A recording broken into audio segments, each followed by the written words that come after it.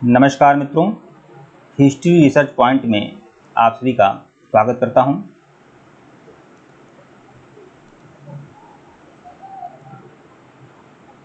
आज मैं घटना चक्र की बुक प्रारंभ कर रहा हूं। इसका मैं रिव्यू आपको दे चुका हूं, बता चुका हूं इस बुक के बारे में।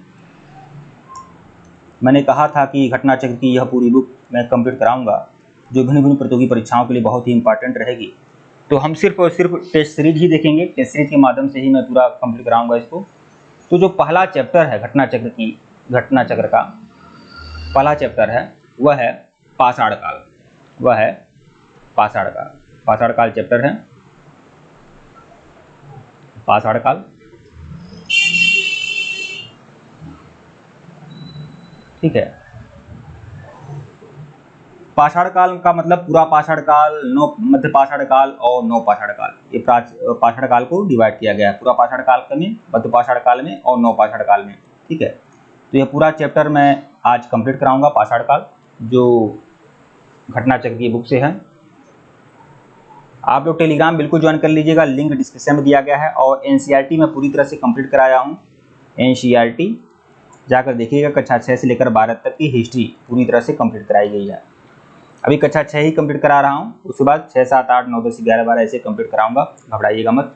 तो आज का जो चैप्टर है आपका वह है पूरा पाषाण काल। आज का जो चैप्टर है वह है पूरा पाषाण काल। तो आइए प्रारंभ करते हैं।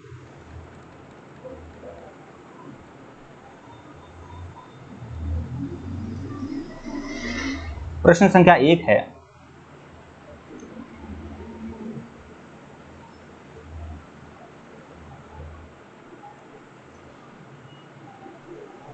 प्रश्न संख्या 1 आपका कह रहा है कि रॉबर्ट ब्रूस फुट थे एक भूगर्भ वैज्ञानिक थे, पुरातत्वविद थे, या पूरा वनस्पति शास्त्री थे, या इतिहासकार थे। तो रॉबर्ट ब्रूस फुट क्या थे? तो रॉबर्ट ब्रूस फुट आपको बताया कि भूगर्भ वैज्ञानिक भी थे और पुरातत्वविद भी थे। तो विकल्प ए और बी जो है सही है। यह क्वेश्चन आपका यूपी लोअर सबऑर्डिनेट में पूछा है, तो देख लीजिए। रॉबर्ट ब्रूस फुट जो थे एक ब्रिटानी वैज्ञानिक थे, ब्रिटेन के थे, और यह एक भूगर्भ वैज्ञानिक एवं पुरातत्वविद थे। जियोलॉजिकल सर्वे से संबद्ध रॉबर्ट ब्रूस फुट 1863 में पाषाणकालीन बस्तियों के अन्वेषण की शुरुआत की थी। और देखिए, पाषाणकालीन बस्तियों के अन्वेषण की शुरुआत की थी, और इन्होंने सबसे पहले क्या पाया था? पाषाणकालीन उपकरण की खोज किया था इन्होंने। पाषाणकालीन उपकरण की खोज किया था इन्होंने, रॉबर्ट ब्रूस फुट ने। और ये भारतीय पुरातत्व विभाग के अध्यक्ष थे 1863 में। ठीक है, और इन्होंने सबसे पहले पाषाणकालीन उपकरण की खोज किया था। इसीलिए पाषाणकालीन उपकरण की खोज करने के कारण ही रॉबर्ट ब्रूस फुट को प्रागैतिहासिक खोजों का जनक कहा जाता है। प्रागैतिहासिक खोजों का जनक, क्योंकि सबसे पहले खोज तो यही किए थे, तो प्रागैतिहासिक खोजों का जनक बोला जाता है इनको, रॉबर्ट ब्रूस फुट को। और 1863 में ये भारतीय पुरातत्व विभाग के क्या थे? अध्यक्ष थे, भारतीय पुरातत्व विभाग अन्वेषण के अध्यक्ष थे। ठीक है, और सबसे पहले इन्होंने पाषाणकालीन उपकरण की खोज की थी। अच्छा, पाषाणकालीन उपकरण की खोज कहाँ की थी? आगे क्वेश्चन मिलेगा। ठीक है, तो पाषाणकालीन उपकरण की खोज इन्होंने किया था मद्रास के पल्लवरम से पाषाणकालीन उपकरण की खोज किया था इन्होंने। ठीक है, ये भूगर्भ वैज्ञानिक और पुरातत्वविद थे। अगला क्वेश्चन देखिएगा।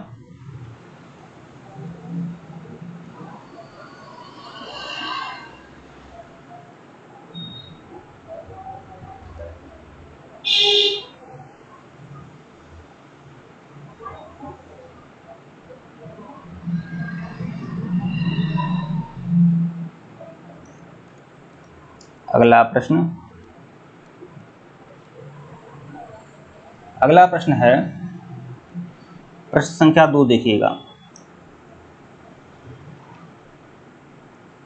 प्रश्न संख्या 2 है, कोपेनहेगन संग्रहालय की सामग्री से पाषाण, कांस्य एवं लौह युग का त्रियुगीन विभाजन किसने किया था? तो कोपेनहेगन कहाँ है? डेनमार्क की राजधानी है कोपेनहेगन, और यहीं पर क्या है? यहीं पर संग्रहालय है। तो कोपेनहेगन संग्रहालय की सामग्री से पाषाण, कांस्य एवं लौह युग का त्रियुगीन विभाजन किसने किया था? तो थॉमसन महोदय ने किया था। ठीक है, डेनमार्क के कोपेनहेगन संग्रहालय में 1818 से 1820 में, ठीक है, एक आयोग की रिपोर्ट के अनुसार सामग्री के आधार पर पाषाण, कांस्य एवं लौह युग का त्रियुगीन विभाजन किसने किया था?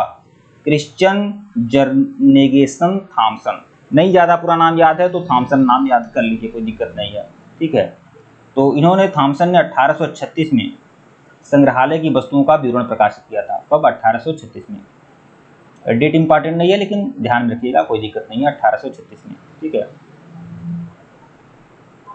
अगला प्रश्न देखिएगा, प्रश्न संख्या 3।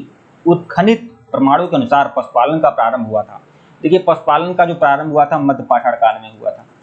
मध्य पाषाण काल में हुआ था पशुपालन का प्रारंभ। पूरा पाषाण काल में मनुष्य पशुओं से परिचित तो था लेकिन मार के खा जाता था उसको पालतू नहीं बनाता था। मध्य पाषाण काल में क्या हुआ? मनुष्य सबसे पहले क्या हुआ? पशुपालन का प्रारंभ किया। मनुष्य ने क्या किया? पशुओं को पालना सीखा। अच्छा, मनुष्य के द्वारा पाला गया सबसे पहला पशु कौन क्या था?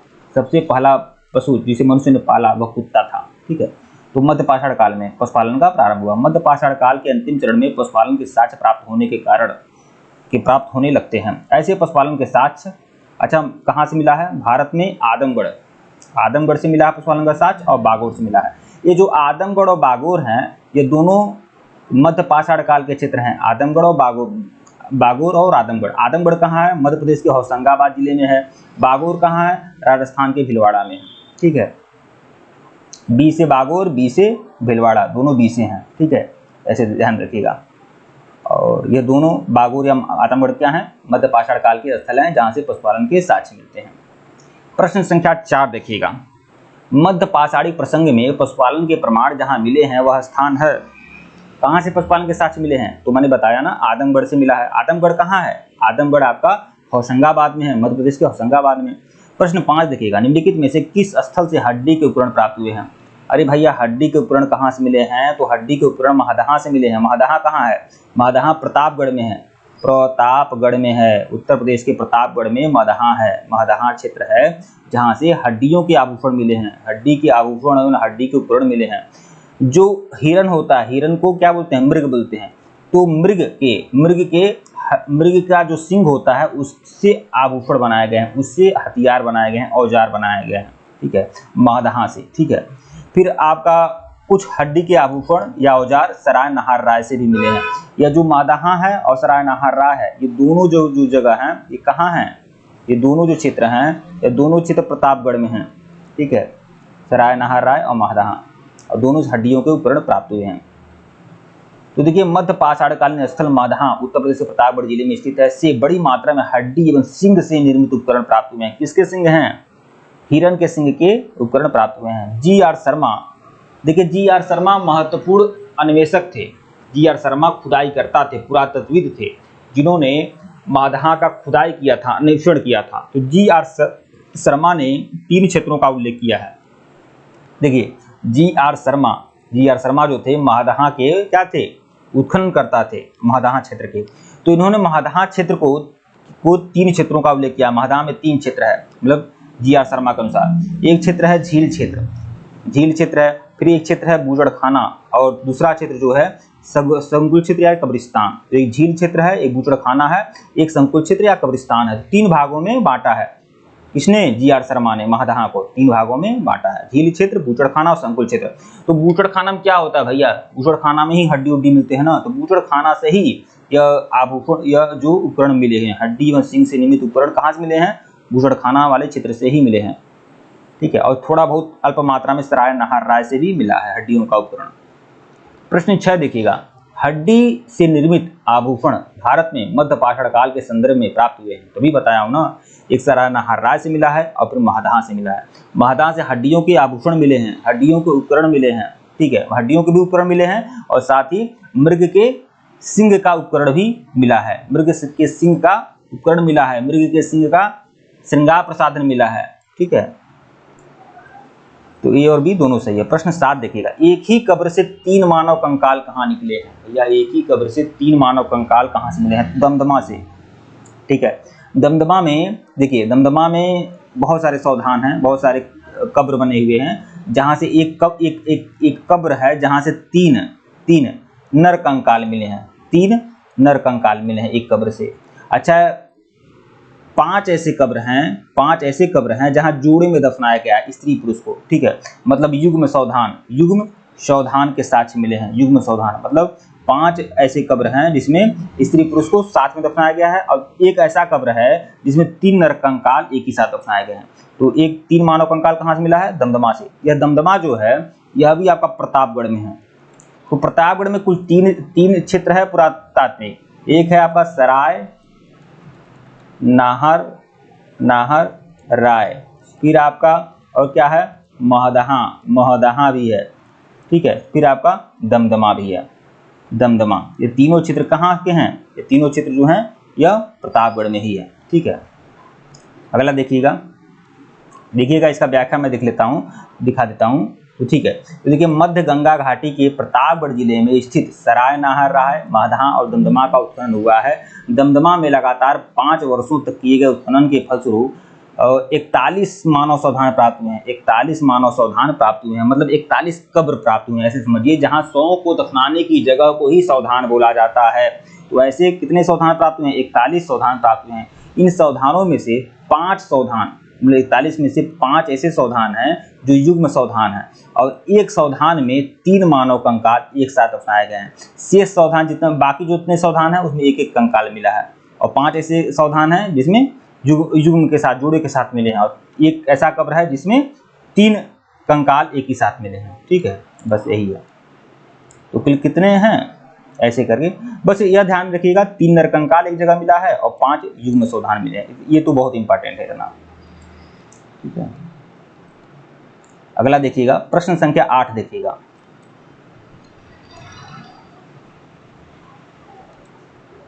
प्रश्न संख्या 8, खाद्यान्नों की कृषि सर्वप्रथम प्रारंभ हुई थी। खाद्यान्नों की कृषि कब प्रारंभ हुई? तो देखिए, पहले आपको बता दें, पूरा पाषाण काल में, मध्य पाषाण काल में कृषि नहीं होती थी। कृषि जो होना प्रारंभ हुई वह नवपाषाण काल में हुई थी। तो खाद्यान्नों की कृषि कब प्रारंभ हुई? नवपाषाण काल में। खाद्यान्नों का उत्पादन सर्वप्रथम नवपाषाण काल में हुआ। यही वह समय है जब मनुष्य कृषि कर्म से परिचित हुआ। पहली बार कृषि कार्य करने लगा मनुष्य नवपाषाण काल में। अच्छा, नवपाषाण काल में मनुष्य क्या किया? सब कृषि कार्य करने लगा। अच्छा, नवपाषाण काल में ही मनुष्य क्या करने लगा? नवपाषाण काल में मनुष्य ने पहिए की खोज की थी। नवपाषाण काल में मनुष्य क्या करने लगा? कुंभकारी करने लगा, बर्तन बनाने लगा, ठीक है। ये सब नवपाषाण काल की ही देन है। प्रश्न संख्या 9 देखिएगा, भारत में मानव का सर्वप्रथम साक्ष्य कहाँ मिलता है? मानव का सर्वप्रथम साक्ष्य, मतलब सबसे पुराना मानव साक्ष्य, तो वह नर्मदा घाटी से मिलता है। नर्मदा घाटी, मध्य प्रदेश की नर्मदा घाटी, जो होशंगाबाद में, ठीक है। यहाँ पर देख लीजिए, भारत में मानव का सर्वप्रथम साक्ष्य मध्य प्रदेश के पश्चिमी नर्मदा क्षेत्र में स्थित हथनोरा, होशंगाबाद में क्षेत्र है हथनोरा, यहाँ से क्या मिला? यह क्षेत्र है होशंगाबाद का हथनोरा, एक पूरा स्थल है। यहीं इसकी खोज किसने की थी? एक पुरातत्वविद थे अरुण सोनकिया थे। इन्होंने हथनोरा की खोज की थी होशंगाबाद में, ठीक है, 1982 में, ठीक है। और यहाँ से मानव की खोपड़ी मिली है। यहाँ पर से क्या मिली है? मानव की खोपड़ी मिली है। मानव की खोपड़ी के साथ मिले हैं होशंगाबाद के हथनोरा से। प्रश्न संख्या 10 देखिएगा, प्रथम मानव जीवाश्म भारत की किस नदी घाटी से प्राप्त हुआ है? पहली मानव जीवाश्म कहाँ मिला है? तो कहाँ से मिला है? नर्मदा घाटी से मिला है। पहला मानव जीवाश्म के रूप में क्या मिला है? मानव का कंकाल मिला है, मानव की खोपड़ी मिली है नर्मदा घाटी में। नर्मदा घाटी में किस जगह? मध्य प्रदेश के होशंगाबाद के हथनोरा नामक जगह पर। इसकी खोज किसने किया था? अरुण सोनकिया ने किया था 5 दिसंबर 1982 को, ठीक है। प्रश्न संख्या 11 देखिएगा,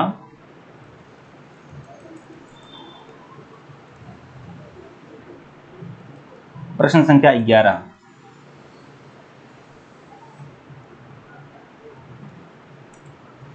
मानव द्वारा सर्वप्रथम प्रयुक्त अनाज था। मानव द्वारा प्रयुक्त सबसे पहले अनाज कौन था? गेहूं था, चावल था, जौ था या बाजरा था? तो जौ था। आप जानते हैं कि जौ ही मानव के द्वारा सबसे प्रयुक्त अनाज था, सबसे पहला प्रयुक्त अनाज, ठीक है। आधुनिक मानव समाज द्वारा मुख्य रूप से 8 खाद्यान्न अनाजों का उपयोग किया गया, जिसमें गेहूं, जौ, चावल, मक्का, बाजरा, सोरगम, राई, जई आदि थे।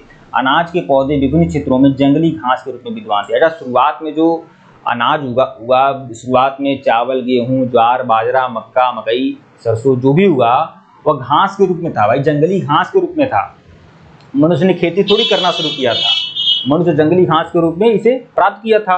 वो तो बाद में उसके मन में आया कि भाई अब इसका कृषि किया जाए, तो बीजों को इधर उधर से कहीं से लाया और कृषि करना प्रारंभ किया, वो भी नवपाषाण काल में। ठीक है, तो ये जो गेहूं, जौ, चावल, बाजरा, मक्का, sorghum, राई आदि जो भी थे वो विभिन्न क्षेत्रों में जंगली घास के रूप में विद्यमान थे। इन्हें बीजों के रूप में अलग अलग क्षेत्रों में अलग अलग समय पर मानव ने उगाया। वैश्विक दृष्टि से देखा जाए तो सर्वप्रथम जौ जो है 8000 ईसा पूर्व के आसपास भूमध्य सागर और ईरान के मध्य क्षेत्र में स्थित मानव द्वारा उगाया गया। तो ऐसा माना जाता है कि जौ भूमध्य सागर और ईरान के मध्य क्षेत्र में उगाया गया। हालांकि यह किताबों में लिखा है, तो मैं पढ़ रहा हूँ और आपको बता रहा हूँ, लेकिन बहुत सारे विद्वानों का यही मानना है, ज़्यादातर प्रमाणिक यही है कि जौ की जो जन्मभूमि है वो भारत है। देखिए, जौ की जन्मभूमि भारत है, गेहूं की जन्मभूमि भारत है। ठीक है, गेहूं, जौ, चावल की जन्मभूमि भी भारत है। ठीक है, गन्ना की जन्मभूमि भारत है। बहुत सारी फसलों की जन्मभूमि जो है भारत ही बताई गई है। ठीक है, आगे देखिएगा, प्रश्न संख्या 12 देखिएगा, भारतीय उपमहाद्वीप में कृषि के प्राचीनतम साक्ष्य प्राप्त हुए हैं। तो कृषि के प्राचीनतम साक्ष्य पूछ रहा है, कृषि का सबसे प्राचीनतम साक्ष्य। तो आपको बताते हैं, सबसे पहले जो कृषि के साक्ष्य मिले हैं वह लुहरादेव से मिले हैं। लुहरादेव कृषि का सबसे प्राचीनतम साक्ष्य है, लुहरादेव। उसके बाद कौन सा साक्ष्य है? उसके बाद मेहरगढ़ सबसे प्राचीनतम साक्ष्य। सबसे प्राचीनतम साक्ष्य लुहरादेव, उसके बाद मेहरगढ़ और उसके बाद कोल्डिहवा। ये 3 बड़े साक्ष्य हैं। कृषि के सबसे प्राचीनतम साक्ष्य कौन है? लुहरदेव है, उसके बाद मेहरगढ़ है, उसके बाद कोल्डिहवा है। तो भारतीय उपमहाद्वीप में कृषि के प्राचीनतम साक्ष्य पूछ रहा है, तो पहले देखिए लुहरादेव है क्या? तो लुहरादेव है। ये कृषि का सबसे प्राचीनतम साक्ष्य लुहरादेव में मिला है, वो भी 8000 BC, 8000 ईसा पूर्व का। ठीक है, यहाँ से लुहरादेव कहाँ है? तो लुहरादेव उत्तर प्रदेश में है। उत्तर प्रदेश में कहाँ है? संत कबीर नगर में है। संत कबीर नगर में, संत कबीर नगर में लुहरादेव है। ठीक है, और यहाँ से क्या मिला है? यहाँ पर चावल का साक्ष्य मिला है, चावल का साक्ष्य मिला है लुहरादेव से। ठीक है, तो देखिए, नवीनतम खोजों के आधार पर भारतीय उपमहाद्वीप में प्राचीनतम कृषि साक्ष्य वाला स्थल उत्तर प्रदेश के संत कबीर जिले में लुहरादेव है। यहाँ से 9000 से 7000 ईसा पूर्व के बीच चावल का साक्ष्य प्राप्त हुआ है। उल्लेखनीय है कि इस नवीनतम खोज के पूर्व भारतीय उपमहाद्वीप का प्राचीनतम कृषि साक्ष्य वाला स्थल क्या है? मेहरगढ़ है। मतलब अगर इसको हटा दिया जाए, लुहरादेव को हटा दिया जाए, तो उसके क्या है? मेहरगढ़ होगा। ठीक है, मेहरगढ़ कहाँ है? पाकिस्तान के बलूचिस्तान प्रांत में स्थित मेहरगढ़ है। यहाँ 7000 ईसा पूर्व के गेहूं के साक्ष्य मिले हैं। ठीक है, गेहूं के साक्ष्य मिला है। लुहरादेव से चावल का और मेहरगढ़ से गेहूं के साक्ष्य मिले हैं। जबकि प्राचीनतम चावल के साक्ष्य वाला स्थल कुलडीहवा भी है, जो कुलडीहवा कहाँ है? कुलडीहवा जो है इलाहाबाद में है। कुलडीहवा कहाँ है? इलाहाबाद, प्रयागराज में आपका कुलडीहवा है। ठीक है, कुलडीहवा के बेलन नदी घाटी पर चावल के साक्ष्य मिले हैं, जो 6500 BC में के चावल के साक्ष्य थे। ठीक है, तो सबसे पुराना साक्ष्य कौन सा है? लुहरादेव है, फिर मेहरगढ़ है, कुलडीहवा। इसे एक ट्रिक से याद कर लीजिए आप लोग, LMK। ठीक है, कभी भूलेंगे नहीं। प्रश्न 13 देखिएगा, भारतीय उपमहाद्वीप में कृषि के प्राचीनतम साक्ष्य वाला स्थल कौन सा है? तो मैंने बताया कि सबसे प्राचीनतम साक्ष्य कौन सा है? LMK। तो लुहरादेव ऑप्शन में है क्या? लुहरादेव नहीं है। तो मेहरगढ़ ऑप्शन में है क्या? हाँ है, तो मेहरगढ़ आपका होगा, मतलब विकल्प डी। ठीक है, प्रश्न 16-14 देखिएगा, भारतीय उपमहाद्वीप में कृषि के प्राचीनतम साक्ष्य कहाँ से प्राप्त हुए हैं? यही आ गया। फिर LMK फार्मूला अपनाइए, LMK। लुहरादेव है क्या? लुहरादेव नहीं है, तो M मतलब मेहरगढ़ है। इस फार्मूले पर आप चलेंगे, काम बन जाएगा आपका। प्रश्न 15 देखिएगा, पूर्व नवपाषाण युग में भारतीय उपमहाद्वीप के उत्तर पश्चिमी क्षेत्र में निम्नलिखित में से किस स्थान पर कृषि के अभ्युदय के प्रमाण मिले हैं? अब बताइए, कृषि के प्रमाण कहाँ से मिले हैं? तो अभी आपको बताया हूँ ना, मेहरगढ़ से ही तो कृषि के प्रमाण मिले हैं। लुहरादेव से मिला है, मेहरगढ़ से मिला है, कुलडीहवा से मिला है, बाकी बहुत सारी जगह से मिले हैं, लेकिन इन सब जगहों से तो नहीं मिले हैं, सिर्फ मेहरगढ़ से। ठीक है, डी।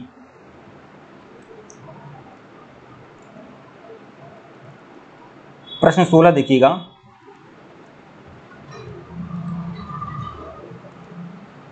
प्रश्न संख्या 16, भारत में पशुपालन एवं कृषि के प्राचीनतम साक्ष्य कहाँ से मिला है? पशुपालन एवं कृषि का प्राचीनतम साक्ष्य, तो यह भी आपका मेहरगढ़ ही आएगा। मेहरगढ़ से कृषि एवं पशुपालन के साक्ष्य मिले हैं। प्रश्न 17 देखिएगा, उस स्थल का नाम बताइए जहाँ से प्राचीनतम स्थायी जीवन के प्रमाण मिले हैं। तो प्राचीनतम स्थायी जीवन के प्रमाण कहाँ मिले हैं? मेहरगढ़ से मिले हैं। ठीक है, विकल्प डी, दिए गए विकल्पों में प्राचीनतम स्थायी जीवन के प्रमाण सर्वप्रथम बलूचिस्तान के, पाकिस्तान के बलूचिस्तान के कच्ची मैदान स्थित मेहरगढ़ से मिले हैं, जिसकी प्रमाणित तिथि जो है 7000 BC है, जबकि गुल मोहम्मद एवं कालीबंगा की प्राचीनतम तिथि क्या है 4000 से 3500 BC। प्रश्न 18 देखिएगा, निम्नलिखित में से किन स्थानों से मध्य पाषाण काल में पशुपालन के प्रमाण मिलते हैं। तो पशुपालन के प्रमाण कहाँ से मिले हैं, मैंने आपको बताया था इसके पहले वाले क्वेश्चन में कि पशुपालन के प्रमाण आपके आदमगढ़ से मिले हैं और एक बागोर से मिले हैं, ठीक है। वो भी मध्य पाषाण काल की बात करिए, मध्य पाषाण काल में 2 ही स्थल हैं, एक आदमगढ़ है, एक बागोर है। आदमगढ़ कहाँ है, मध्य प्रदेश के होशंगाबाद में। बागोर कहाँ है, बागोर आपका भीलवाड़ा में है, भीलवाड़ा मतलब राजस्थान के भीलवाड़ा में है। और यहाँ से क्या है, पशुपालन के साक्ष्य मिले हैं। तो मध्य पाषाण काल से पशुपालन के साक्ष्य प्राप्त होने लगते हैं। पशुपालन के प्रारंभिक साक्ष्य मध्य प्रदेश के होशंगाबाद के निकट आदमगढ़पुरा स्थल एवं राजस्थान के भीलवाड़ा जिले में स्थित बागोर से मिलते हैं। प्रश्न 19 देखिएगा, निम्नलिखित में से किसको चालकोलिथिक युग भी कहा जाता है। तो ताम्र पाषाण युग को क्या बोला जाता है, चालकोलिथिक युग, चालकोलिथिक या कैल्थोलिथिक युग। प्रश्न 20 देखिएगा, आहड़ सभ्यता के बारे में निम्न कथनों पर विचार करिए। जो आहड़ सभ्यता थी इसके बारे में विचार करना है आपको। आहड़ सभ्यता क्या थी, आहड़ सभ्यता आपके ताम्र पाषाणिक थी, ताम्र पाषाणिक सभ्यता थी आहड़ सभ्यता, ठीक है। तो आहड़ सभ्यता के बारे में बात करना है तो आहड़वासी तांबा गलाना जानते थे, तो बिल्कुल गलाना जानते थे। ये लोग चावल से परिचित नहीं थे, तो ये गलत है। आहड़ सभ्यता के लोग चावल, गेहूं, जौ, बाजरा, मक्का आदि से परिचित थे, ठीक है। मक्का नहीं, चावल, गेहूं से परिचित थे, ठीक है। तो यह आपका सही तो नहीं है, क्यों लिख रहा है वो, यह परिचित नहीं थे। तीसरा क्या कर रहा है, धातु का काम आहड़वासियों की अर्थव्यवस्था और का एक साधन था, तो बिल्कुल धातु कला में दक्ष थे। चौथा है, यहाँ से काले एवं लाल रंग के मृदभांड मिले हैं। आहड़ सभ्यता में काले एवं लाल मृदभांड मिले हैं जिन पर सामान्यतः सफेद रंग के ज्यामितीय आकृतियां उकेरी गई हैं। तो आहड़ सभ्यता में क्या था, एक ऐसे मृदभांड मिले हैं जो काले लाल रंग से हैं, लाल रंग के मृदभांड हैं, काले रंग की डिजाइनिंग भी की गई है और साथ ही साथ सफेद रंग से भी चित्र बनाए गए हैं, ठीक है। तो ऐसा जो है यह बहुत महत्वपूर्ण है। और यह जो आहड़ सभ्यता में जो मृदभांड मिले हैं उस पर सफेद रंग की चित्रकारियां की गई हैं, ठीक है। तो 1, 3 और 4 तीनों सही है, मतलब विकल्प ए। इसकी व्याख्या देख लीजिएगा। आहड़ दक्षिण पूर्वी राजस्थान में स्थित एक प्रमुख ताम्र पाषाणी संस्कृति का स्थल है। आहड़ संस्कृति के लोग मूलतः कृषि एवं पशुपालक थे। ये गेहूं, जौ और चावल से परिचित थे। आहड़ का एक अन्य नाम तांबोती है। आहड़ सभ्यता का एक नाम क्या है, तांबोती है, क्योंकि यहाँ पर तांबे का भंडार था, तांबे की औजार बर्तन आदि बनाए जाते थे। इसे सूचित होता है कि यहाँ तांबा बहुतायत में उपलब्ध है। यहाँ के निवासी तांबा को गलाकर मनचाही वस्तुएं तैयार करते थे। धातु का काम आहड़वासियों की अर्थव्यवस्था का प्रमुख साधन था। यहाँ से काले व लाल रंग के मृदभांड की प्राप्ति हुई है जिन पर सामान्यतः सफेद रंग की आकृतियां उकेरी गई हैं। ध्यान रखिएगा इसको, सफेद रंग को ये बहुत है, क्योंकि आमतौर पर काले व लाल मृदभांड तो बहुत जगह मिले हैं, लेकिन काले एवं लाल मृदभांड पर सफेद रंग की चित्रकारी आपको बहुत कम देखने को मिलेगी। प्रश्न संख्या 21 देखिएगा, निम्नलिखित में से किस एक पुरास्थल से पाषाण संस्कृति से लेकर हड़प्पा सभ्यता तक के सांस्कृतिक अवशेष मिले हैं। तो मेहरगढ़ से। मेहरगढ़ एक ऐसा क्षेत्र है जहां से 9 पाषाण काल से लेकर, सिर्फ 9 पाषाण काल से लेकर हड़प्पा सभ्यता तक के सभी संस्कृति के अवशेष मिले हैं सिर्फ मेहरगढ़ से, ठीक है। मेहरगढ़ कहाँ है, पाकिस्तान के बलूचिस्तान में स्थित पुरास्थल है। मेहरगढ़ से पाषाण संस्कृति से लेकर हड़प्पा सभ्यता तक के संस्कृत अवशेष प्राप्त हुए हैं। यह मोस्ट इंपॉर्टेंट हमेशा आता है परीक्षा में भैया, पता नहीं क्या बात है, ठीक है। प्रश्न 22 देखिएगा, नौदा टोली का उत्खनन किसने किया। नौदा टोली जो है यह भी आपका ताम्र पाषाणिक स्थल है, ताम्र पाषाणिक। अच्छा, ताम्र पाषाणिक का मतलब क्या जानते हैं, जब मनुष्यों ने पत्थरों के साथ साथ पाषाण के साथ साथ तांबे का भी औजार और बर्तन बनाना शुरू कर दिया था, तो ऐसी सभ्यता को ताम्र पाषाणिक सभ्यता कहते हैं। तो नौदा टोली का उत्खनन किसने किया। तो नौदा टोली का उत्खनन किसने किया, HD सांकलिया ने किया। नौदा टोली का उत्खनन दक्कन कॉलेज इन पूना के प्रोफेसर HD सांकलिया ने किया। यह स्थल इस महाद्वीप का सबसे विस्तृत ताम्र पाषाणिक ग्राम स्थल है, जिसकी तिथि 1600 से 1300 मध्य निर्धारित की गई है। अगला देखिएगा, प्रश्न संख्या 23 देखिएगा, नौदा टोली किस राज्य में स्थित है। नौदा टोली जो आपका मध्य प्रदेश में स्थित है। प्रश्न 24 देखिएगा, बृहद पाषाण स्मारकों की पहचान की गई है। बृहद पाषाण स्मारक का मतलब क्या है, महापाषाण की बात कर रहा है। बृहद पाषाण या महापाषाण, बस वही बात कर रहा है, ठीक है। तो महापाषाण में क्या होता था, मृतक को दफनाने के स्थान को ही तो महापाषाण कहते थे।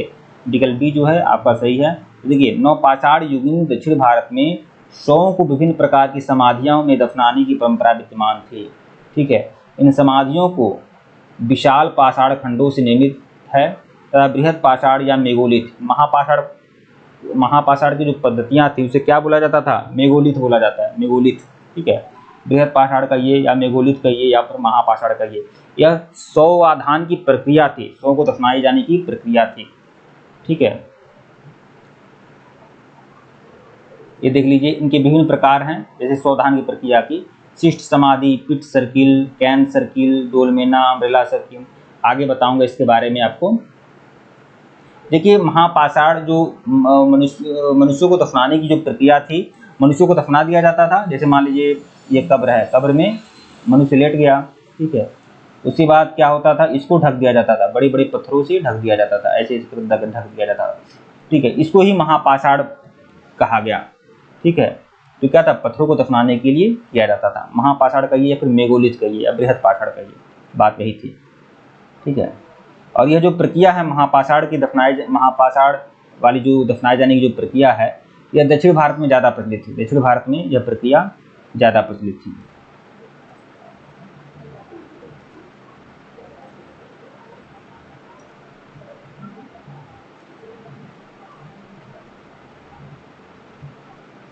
प्रश्न 25 देखिएगा, राख का टीला निम्नलिखित किस नवपाषाणकालीन स्थल से संबंधित है। राख का टीला किससे संबंधित है, संगम कल्लू से। संगम कल्लू से ही राख का टीला संबंधित है। संगम कल्लू कर्नाटक के मैसूर में बेल्लारी जनपद में यह संगम कल्लू है, जहाँ से पशुपालन के भी साक्ष्य मिले हैं और साथ ही साथ राख का टीला मिला हुआ है, जिससे यह अनुमान लगाया जाता है कि ये लोग क्या है, अग्नि से परिचित थे, आग का प्रयोग करना जानते थे। तो कर्नाटक में मैसूर की स्थित बेल्लारी जनपद में संगम कल्लू नामक स्थान से नवपाषाणकालीन पुरास्थल राख के टीले प्राप्त हुए हैं। प्रश्न 26 देखिएगा, भीमबेटका किस लिए प्रसिद्ध है। भीमबेटका किस लिए प्रसिद्ध है, तो सबसे पहले देख लीजिए भीमबेटका है क्या। भीमबेटका का मतलब क्या है, तो ऐसा माना जाता है, भीमबेटका का नाम भीमबेटका क्यों है, पहले यह सोचिए। तो देखिए, महाभारत काल में भीम अज्ञातवास के दौरान आए थे, तो भीम यहाँ पर बैठे हुए थे, यहाँ पर विश्राम किए थे। ठीक है, भीम, इसीलिए इस जगह का नाम क्या बन गया, भीमबेटका, क्योंकि भीम यहाँ पर विश्राम किए थे। ठीक है, इसीलिए इस जगह का नाम पड़ गया भीमबेटका। भीमबेटका जो है यह पुरातात्विक स्थल है जो मध्य प्रदेश के रायसेन जिला में है, भीमबेटका। और भीमबेटका की गुफाएं भी हैं, और उन गुफाओं में क्या है, शैल चित्रकारी, उन गुफाओं के ऊपर चित्रकारी की गई है। गुफाओं में पत्थरों के ऊपर क्या है, चित्रकारी की गई है। तो देखिए, मध्य प्रदेश के रायसेन जिले में स्थित भीमबेटका प्रागैतिहासिक शैल चित्रकला के लिए श्रेष्ठ उदाहरण है। इन गुफाओं में जीवन के विविध रंगों और पेंटिंग के रूप में उकेरा गया है, जिसमें हाथी, सांबर, हिरन आदि का चित्र हैं। ठीक है, हाथी, सांबर, हिरन के चित्र हैं। और लगभग कितने चित्र हैं, 133 चित्र पाए गए हैं भीमबेटका में। प्रश्न 27 देखिएगा, निम्नलिखित में से कौन सा स्थल प्रागैतिहासिक चित्रकला के लिए प्रसिद्ध है, तो भीमबेटका ही है। कितने चित्र पाए गए, 133 चित्र पाए गए हैं। भीमबेटका कहाँ है, मध्य प्रदेश के रायसेन में है। ठीक है, प्रश्न 28 देखिएगा, भीमबेटका की गुफाएं कहाँ हैं, मध्य प्रदेश के रायसेन में है, विकल्प डी। प्रश्न 29 देखिएगा, भारत में जिस शिलाश्रय से सर्वाधिक चित्र मिले हुए हैं, तो भीमबेटका से मिले हैं। प्रश्न 30 देखिएगा, निम्नलिखित में से किस भारतीय पुरातत्ववेत्ता ने पहली बार भीमबेटका को देखा और उसके शैल चित्रों के प्रागैतिहासिक महत्व को खोजा। मतलब भीमबेटका की खोज किसने की थी, भीमबेटका के शैल चित्रों की खोज किसने की थी, किसने इसके महत्व को जाना था, वह कौन पुरातत्वविद था, तो उसका नाम था वीएस वाकड़कर। वीएस वाकड़कर ने 1958 में भीमबेटका की गुफा की खोज की थी। ठीक है, मध्य प्रदेश के रायसेन जिले में स्थित भीमबेटका प्रागैतिहासिक शैल चित्रकला के लिए श्रेष्ठ उदाहरण है, जिसकी खोज 1957 में वीएस वाकड़कर ने की थी। कहीं 1957 कहीं 1958 दिया रहता है, तो कंफ्यूज मत होइएगा आप लोग। अच्छा, यूनेस्को ने क्या किया है, भीमबेटका के जो शैल चित्र हैं उसको विश्व विरासत सूची में शामिल किया है यूनेस्को ने। ठीक है, प्रश्न 31 देखिएगा, भीमबेटका को किसने खोजा था। भीमबेटका को खोजा था डॉक्टर विष्णुधर वाकड़कर ने, विकल्प सी। ठीक है, 1958 में। प्रश्न 32 देखिएगा, गैरिक मृदभांड का नामकरण हुआ था। गैरिक मृदभांड का मतलब क्या होता है, मिट्टी के बर्तन, मिट्टी के घड़े। ठीक है, और गैरिक मतलब गिरवा रंग के, गिरवे रंग के जो मिट्टी के बर्तन हुआ करते थे, गैरिक मृदभांड। तो गैरिक मृदभांड जो आमतौर पर इसका नामकरण कहाँ हुआ है, तो हस्तिनापुर में। हस्तिनापुर में, दिल्ली के पास हस्तिनापुर है, वहाँ पर एक ऐसे मृदभांड खोजे गए हैं, एक ऐसे मिट्टी के बर्तन खोजे गए हैं जो जिसका रंग क्या है, गेरुआ कलर का है, गेरुआ कलर का है। और ऐसा माना जाता है यह जो गेरुए कलर के जो मृदभांड थे, ये किस काल के थे, ऋग्वैदिक काल के, ऋग्वैदिक काल के मृदभांड थे। ठीक है, ऋग्वैदिक काल के। ठीक है, कहाँ से पाए गए हैं, हस्तिनापुर से पाए गए हैं। देखिए, गंगा यमुना दोआब की सांस्कृतिक परंपरा इस संस्कृति के साथ शुरू होती है कि इसने अपने अत्यंत विशिष्ट मृदभांड के नमूने के कारण गैरिक मृदभांड संस्कृति कहा गया। ठीक है, अच्छा, ये गैरिक मृदभांड की खोज किसने किया था, बीबी लाल ने किया था, बीबी लाल ने किया था, 1951 में किया था, हस्तिनापुर में किया था। बीबी लाल ने 1951 में हस्तिनापुर में गैरिक मृदभांड का खोज किया और इसका नामकरण भी गैरिक मृदभांड बीबी लाल ने ही रखा। प्रश्न 33 देखिएगा, ताम्र पाषाण काल में महाराष्ट्र के लोग मृतक को घर के फर्श के नीचे किस तरह दफना कर रखते थे। ताम्र पाषाण काल में जो महाराष्ट्र के लोग होते थे वह क्या करते थे, जैसे दाइमाबाद में, जोरबे में, निवासा में, दाइमाबाद, चंदौली, सोनगांव, इनाम गांव, प्रकाश, नासिक, ये जो क्या थे, ये सब ताम्र पाषाणकालीन स्थल थे। अच्छा, ताम्र पाषाणकालीन जितने भी स्थल थे वहाँ पर महापाषाण की पद्धति पाई जाती थी। ठीक है, और ये ताम्र पाषाणकालीन स्थल हैं, आमतौर पर ज़्यादातर दक्षिण भारत में खोजे गए हैं। ठीक है, तो यहाँ पर जो शवों को दफनाया जाता था उत्तर से दक्षिण की ओर दफनाया जाता था। विकल्प ए जो है आपका सही है। देखिए, महाराष्ट्र की ताम्र पाषाणकालीन संस्कृति, जिसे जोरवे संस्कृति भी कहते हैं, कि नेवासा, दाइमाबाद, कोठे, चंदौली, नामगांव आदि पुरास्थलों में घरों से मृतक को अस्थि कलश में रखकर उत्तर से दक्षिण स्थिति में घरों के फर्श के नीचे दफनाए जाने के साक्ष्य मिले हैं। यह भी प्रश्न उठ सकता है कि कहाँ की संस्कृति में घरों के अंदर लोगों को दफनाया जाता था, तो यह जोरवे संस्कृति में दफनाया जाता था।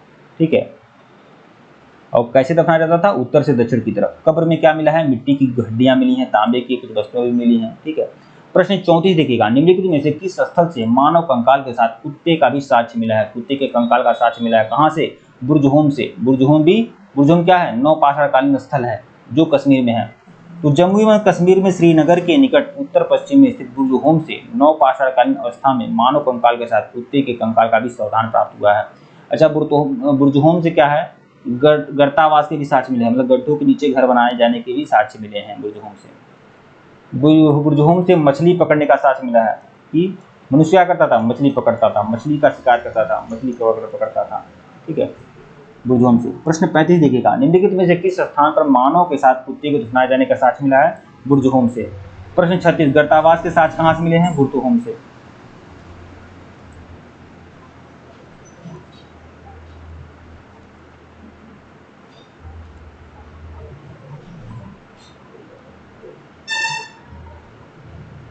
प्रश्न 37 देखिएगा, ये आपको मिलान करना है, मिलान नहीं करना है, बताना है कौन सा आपका सही सुमिलित है। तो बुर्जहोम शैलीकृत देव मंदिर, यह आप सुमिलित नहीं है। चंद्रकेतु, यह आपका सुमिलित है। देखिए, चंद्रकेतुगढ़ जो है वह एक ऐतिहासिक पुरातात्विक स्थान है जो पश्चिम बंगाल में चंद्रकेतुगढ़ है। देखिए, पश्चिम बंगाल में चंद्रकेतुगढ़ है जहाँ से टेराकोटा कलाकृतियाँ मिली हैं। गणेश्वर जो है राजस्थान में है, यह ताम्र पाषाणिक संस्कृति है, गणेश्वर राजस्थान में है। तो कौन सही सुमिलित है, 2 और 3 जो है सही सुमिलित है, मतलब विकल्प डी। देखिए, बुर्जहोम नवपाषाणकालीन पुरास्थल जम्मू कश्मीर के केंद्र शासित प्रदेश में अवस्थित है। इस पुरास्थल की खोज 1935 में डी टेरा एवं पीटरसन ने की थी। इस पुरास्थल से गर्तावास के साक्ष्यों की प्राप्ति हुई है।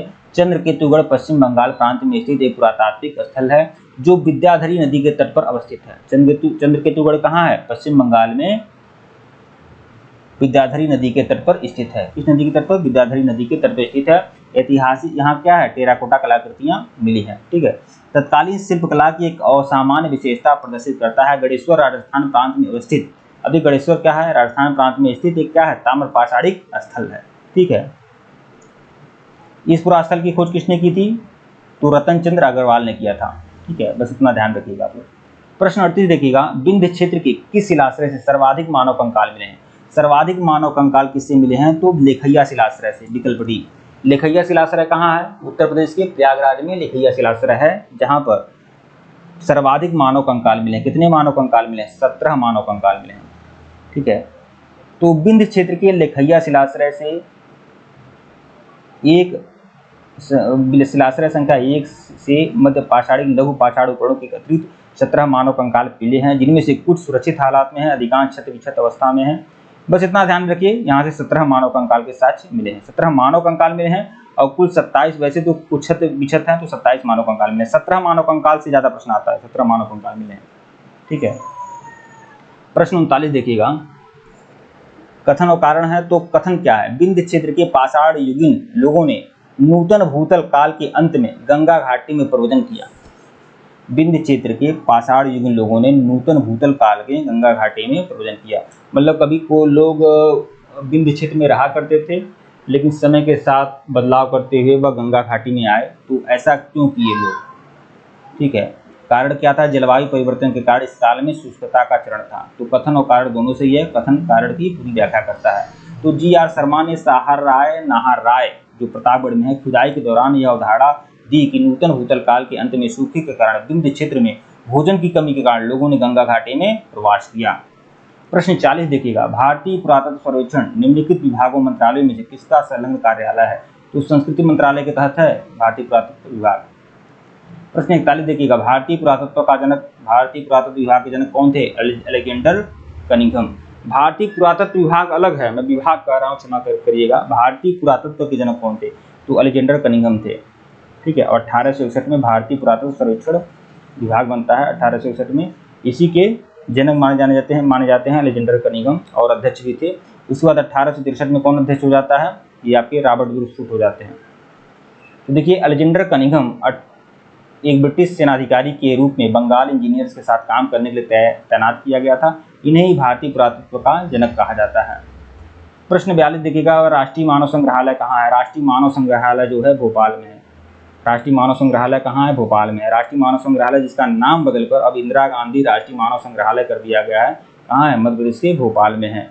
यह भारत सरकार के संस्कृति विभाग के अंतर्गत स्वायत्त शासी संगठन है। यह स्वायत्त शासी संगठन है। ठीक है, तो आप लोगों ने देखा यह जो चैप्टर था प्रागैतिहासिक काल था, और प्रागैतिहासिक काल के तहत हमने 42 प्रश्न देखे पूरी सारगर्भित व्याख्या के माध्यम से। उम्मीद है कि आपको बहुत ही अच्छे तरीके से समझ में आ गया होगा। अब अगले दिन अगला चैप्टर मैं कंप्लीट करूंगा, और इसी तरह से बिना रुके बिना थके, चाहे वीडियो कितनी भी लंबी जाए, एक वीडियो में आपको पूरा का पूरा चैप्टर मिलेगा। और किसी प्रतियोगी परीक्षा के लिए यह जो सीरीज चल रही है बहुत ही इंपॉर्टेंट है। ठीक है मित्रों, वीडियो को लाइक और चैनल को सब्सक्राइब करिएगा। धन्यवाद आप लोग।